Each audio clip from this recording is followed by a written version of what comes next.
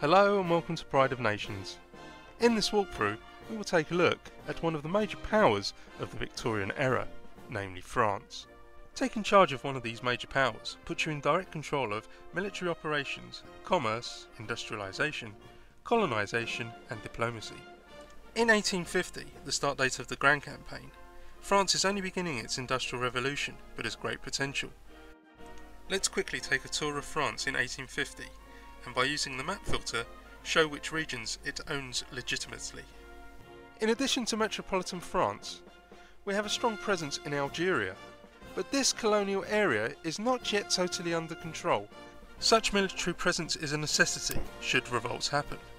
Our national forces are supplemented by colonial infantry, raised in Algeria herself. There are several game modes and several ways of changing between them.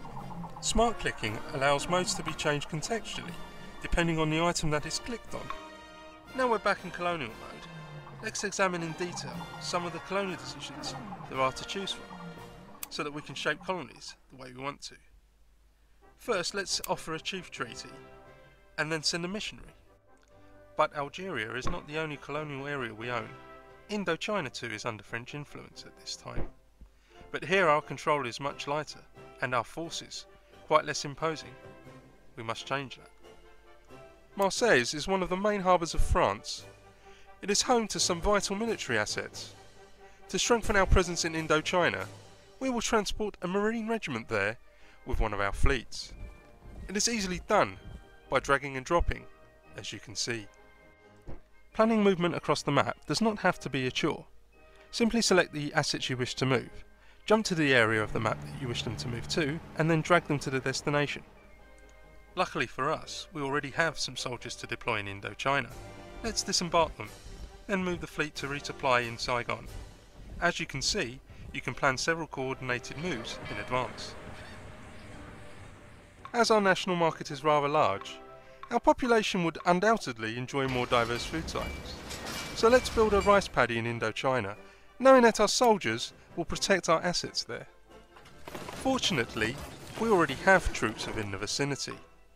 As the revolt filter shows us, that area is not totally pacified.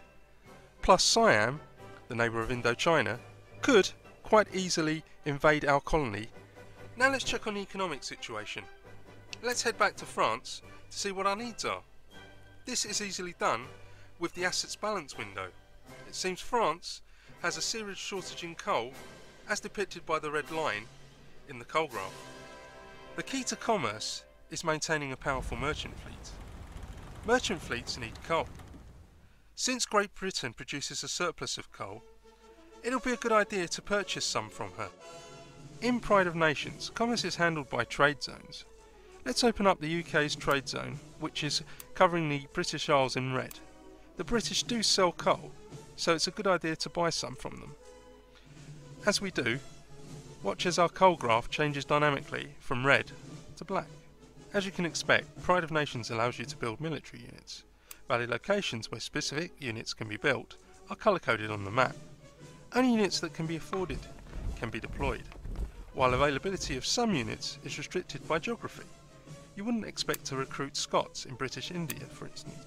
A nice fact about the military system is that units appear immediately on the map, but they are very weak.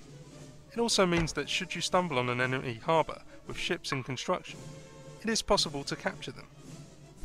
Pride of Nations has been designed to please all kinds of players. Those with a historical leaning will get to experience rigid gameplay and see realistic achievements occur, while those wanting to see Russia march on to Rome or Madrid can do so. In sandbox mode, restrictions are lifted, because painting the world your colour is just pure fun. During the era portrayed in the game, diplomacy is a big part of the equation. Pride of Nations makes no exception in handling these important matters with all due care and attention. Let's propose something to one of our neighbours. Let's choose Belgium, and let's see if they are interested in a commercial treaty. Should they accept, we will have a better chance to trade with them. Thank you for watching this brief walkthrough of Pride of Nations. You're welcome to visit us at the Paradox forums